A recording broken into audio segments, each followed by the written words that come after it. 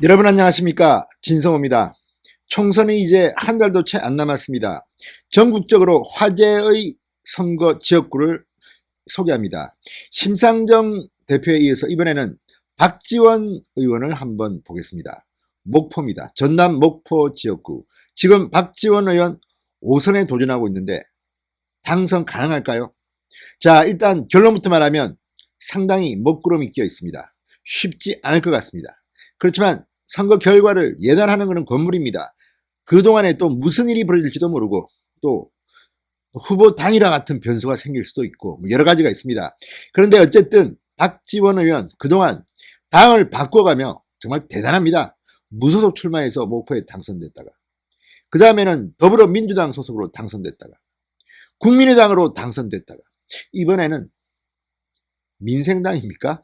또 바뀌었습니다. 어쨌든 5선 도전 쉽지가 않습니다. 자, 그리고 마지막에 제가 여론조사를 하나 소개해드리겠습니다. 가장 최근의 목포 여론조사 충격적입니다. 진성호의 직설 시작합니다.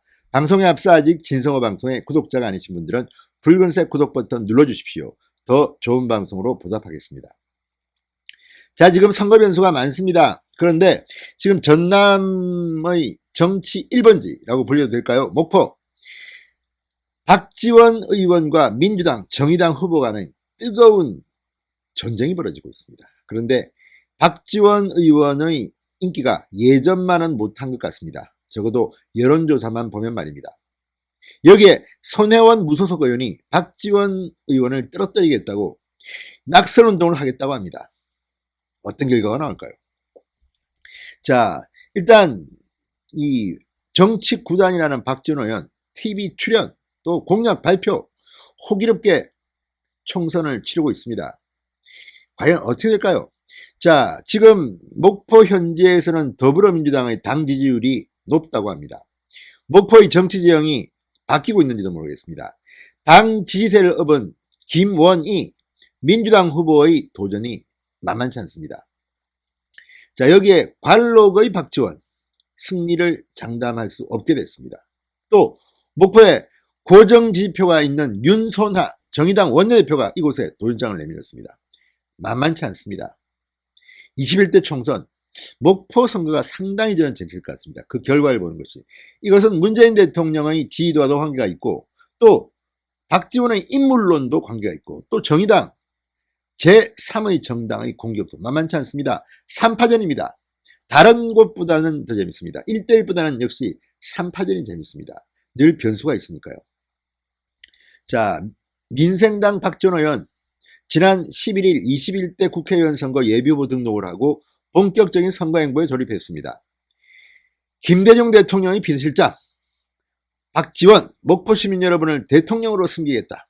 21대 국회에서 오직 목포 예산 및 일자리, 호남 중심 정권 재창출, 호남 대통령 만들기, 능력 있는 후배 지원 등에 매진하겠다 이렇게 밝혔습니다. 참 재밌는 것이 박지원 의원은 민생당 의원인데 호남 대통령 만들기, 호남 중심 정권 재창출, 그러니까 더불어민주당이나 정의당과 대통령 선거 때는 손을 잡겠다는 것을 해서 나름대로 민주당이나 정의당의 유권자들도 가지고 오려고 지금 노력하고 있습니다. 역시 정치는 고단수입니다. 박지원 후보 TV 활동 그리고 전남과 목포, 신안 등 굵직굵직한 예산 확보 사항을 알리면서 민생 현장을 파고들고 있다고 합니다. 공약은 4대 관광 거점 도시, 해경 서부 정비 수리 창, 국제수산식품 수출단지 나름대로 미래 전략 산업도 제시하면서 하고 있습니다. 그런데 이것이 얼마나 먹힐지는 두고 봐야겠습니다. 이번에는 민주당 후보가 만만치 않습니다. 김원희 예비후보입니다. 지난 11일 선거사무소에서 민주당 목포시 지역위원회 소속 시도의원들과 4.15 총선 승리를 위한 원팀 선언 기자회견을 열었습니다. 자, 이 지역의 목포 지역의 이 시도의원들은 민주당이 센가 봅니다. 지난 지방선거 문재인 대통령 취임한 지 얼마 되지 않아서 상당히 그때 바람을 일으켰습니다. 지금은 그때만은 못하겠죠. 그렇지만 시도의원 그러니까 기초자치단체장이나 이 시도의원 등등이 도와준다면 사실 선거는 훨씬 더 쉽습니다.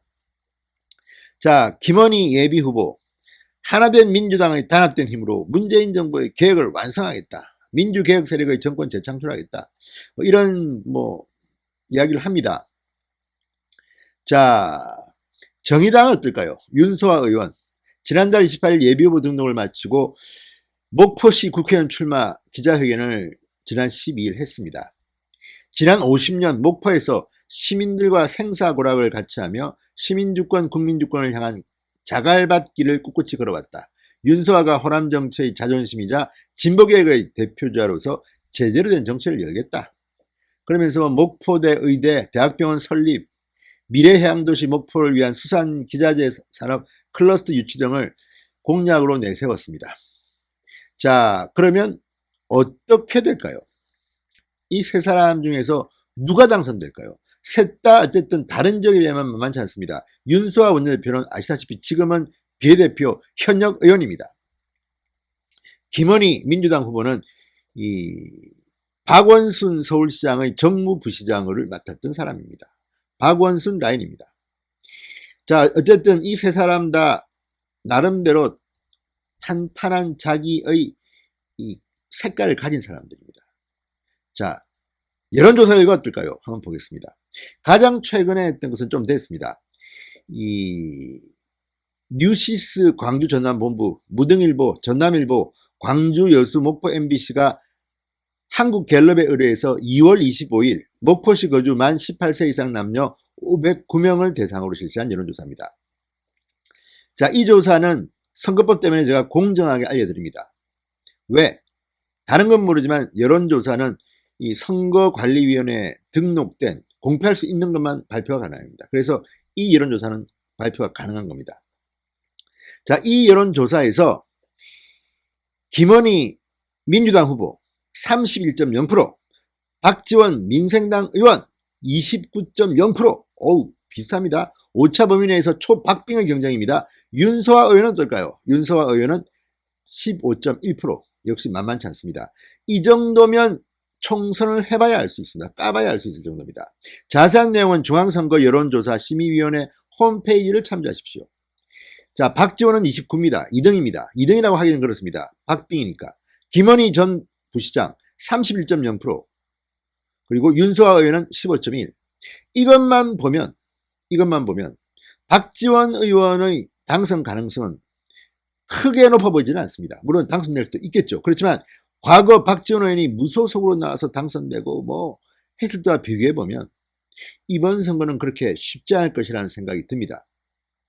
심상정 의원도 그랬습니다. 확연히 달라진 공기를 느낄 수 있습니다. 천하의 박지원이 29.0, 신인 김원희가 31.0, 민주당 후보입니다. 자, 그리고 선거가 갈수록 더불어민주당과 미래통합당의 1대1 구도로 갈 확률도 있습니다. 모르죠. 또 이번에 무소속 돌풍이 불 수도 있으니까. 그렇지만 지금 나온 이 여론조사만 보면 박지원의 5선 도전은 힘겨운 싸움이 될 것 같은 그런 예측을 감히 할 수 있을 것 같습니다. 박지원 의원 한번 지켜보겠습니다. 진성호의 직설이었습니다. 여러분 감사합니다.